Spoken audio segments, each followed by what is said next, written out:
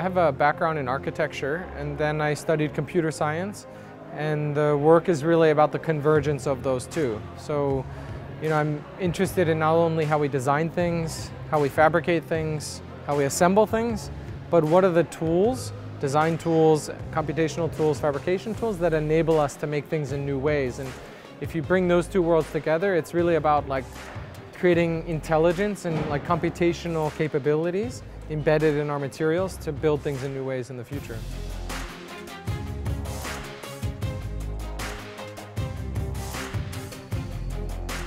We had been assembling things by hand for a long time. We were computationally generating things, digitally fabricating, and then manually assembling.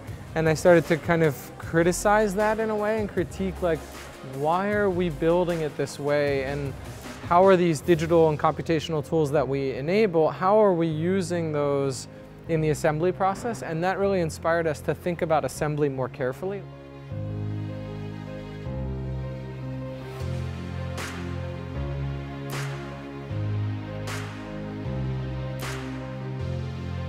I think materials are the future of construction. Everything is really about how materials relate to both designers, machines, and the environment. Materials really hold the power.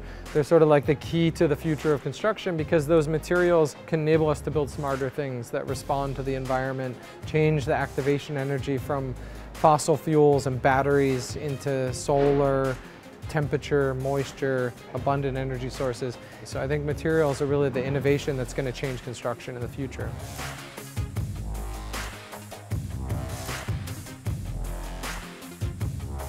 I think the future skills is really about matter programmers, and I think we should have a kind of degree around matter programming, just like we have computer programming and we have computer scientists and we have architects and designers and we have engineers.